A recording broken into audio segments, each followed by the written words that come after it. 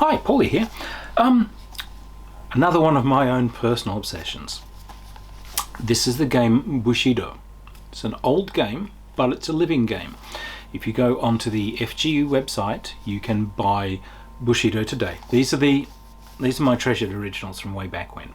The current comes in one big book, and it's a fantastic game. Again, it deserves way more love than it gets, and it is a classic game, but it's an excellent game. It runs simply and easily. I think it stacks up really well against modern games. What this is a role-playing game set in medieval Japan. So you play samurai, or you play budoka, which are just kind of general warriors that might be foot soldiers, or it might be martial art wanderers and so on. You can play Buddhist monks, you can play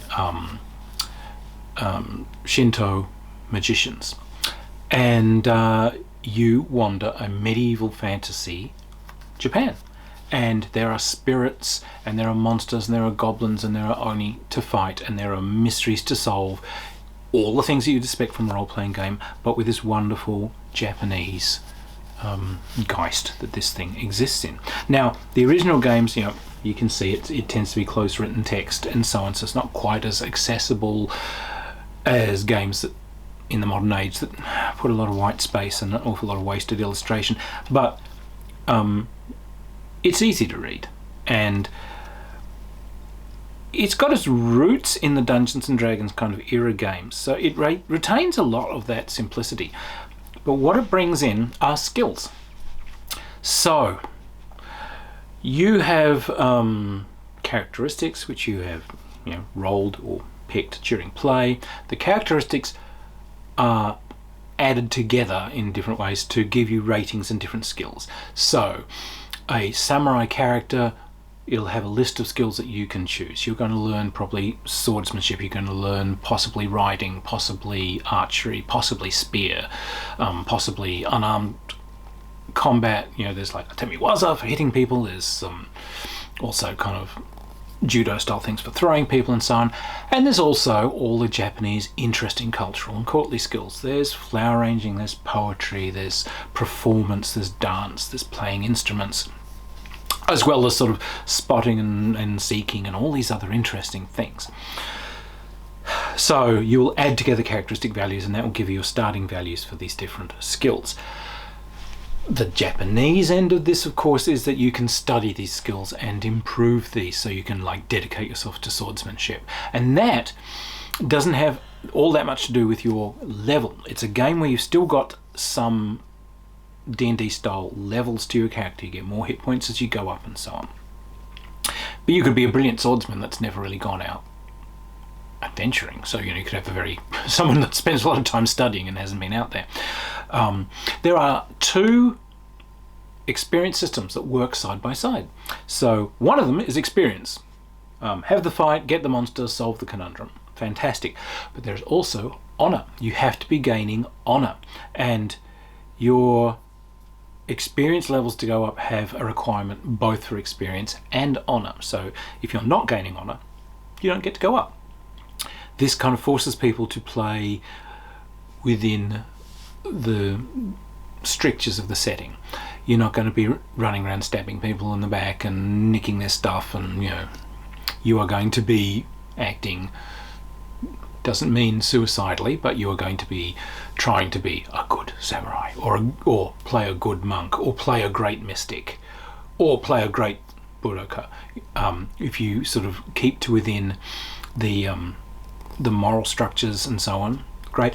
There was a thing about ritual suicide in it. If your character gets forced to, if you're stripped of all honor and everything, you've completely screwed up. You can gain honor back by having your character commit seppuku.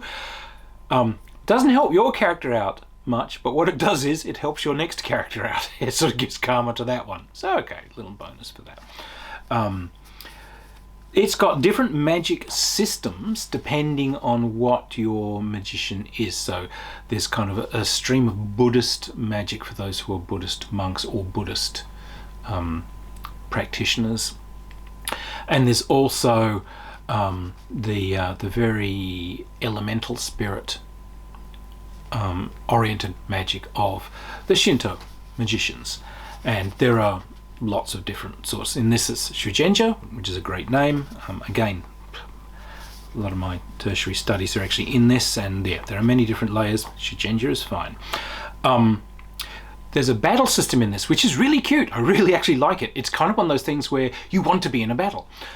If you are serving a lord and you get involved into a battle and so on, it gets you honor for being involved in the battle. And there's a little thing for figuring out how much damage you take. You decide whether you're going to be hanging around the back or if you're going to be at the forefront, how active you're going to be. But you will take random damage, and you might end up in individual duels with people, which are individual fights you have to do. So you can just turn up and wave a flag at the back. Yep, turned up, did my duty. Or you can thunder in there and be at the head of the charge and reap in lots of glory. But I really like that idea. And there are some sidebar stuff you can do. You can go off and be ninjas. We had many fantastic games of this. This sparked off, by the way, my Spirit Hunters series of novels, which was actually written up as a whole TV series, because those novels were essentially the Bushido game that I wished I was playing. Characters that were animal spirits, they're solving crimes, they're ferreting out monsters, they're finding terrible curses. That's exactly what a Bushido game is. The sky's the limit. We did have a wonderful campaign once where it was cut-priced ninjas. That was really rather sweet. You could play ninjas in here, but you were the young ones in the ninja clan. And what was kind of neat was there's all these cool ninja things you can get, all the wonderful, you know, blow powders and pepper eggs and pyrotechnics and something, but they all cost money. So what would happen is a tender would come into, someone would come into the clan, someone wants these plans stolen from Lord so-and-so. And they'd take each group and they'd say, all right, give us your plan, but it's got to be costed. Oh, so you could come up with these great things where, look, I know, we're going to bribe this guard, we're going to disguise one of our people up as a woman, and they will infiltrate as a maid, and they'll bribe this and that, and I'll have these sleep powders, and they can sleep these guards, which will let our guys in, and if we... So you could come up with these complex plans and everything, but they tended to cost money. Well, that one's going to need bribes, costumes for the person who's dragging up. You're going to need drugs, obviously. You're going to need some... The zero cost was we could all put on black costumes and try crossing the moat at night, climbing the wall and busting into place and, you know, doing some sword fights and stealing it. Yeah, that's a zero cost one, which was often the one that the client's going to go for. Well, this version's going to cost you 100, and it's going to take you 4 months of careful waiting. All these guys carefully do it, or, you know, for for a quarter of that price, these guys can thunder over the walls tomorrow night. I'll buy it. So it was cut price ninjas. I liked it. But so it has all these wonderful little side things that you can do, and you can also go off. There were side things that would let you go off adventuring in other lands. So if you wanted to expand the setting for yourselves, it's an old game. You could, of course, go adventuring in places like Thailand, or you could go off to the the Middle Kingdom, to China, and so on. You can have some fun with it. It's way less complex than many other games that have a Japanese setting, because it's got hit points for characters. You are rolling on a d20 against your skill levels, which derive from characteristics. Roll low gets the score. There is a critical hit system in here, so it's very, very simple. Doesn't require a lot of reading on anyone's part to get into it, and simple things like that honor mechanic and so on push the whole, the geist of the place. So look, I would really suggest, if you wanted to play Japanese adventures that are written with a great deal of cultural respect and actually get it, written by actual scholars of medieval Japan who have done something that captivates that really, really well, go online to FGU, Fantasy Games Unlimited, and get Bushido.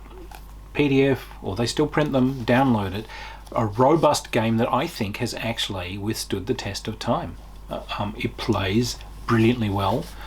You can get people to just sit down and do characters, and it's a simple one to cook up adventures for.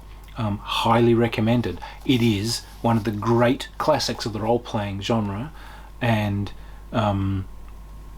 deserves a lot more love, but it's still out there today and really should be played. Get out there, get hold of a copy and enjoy it. It is terrific.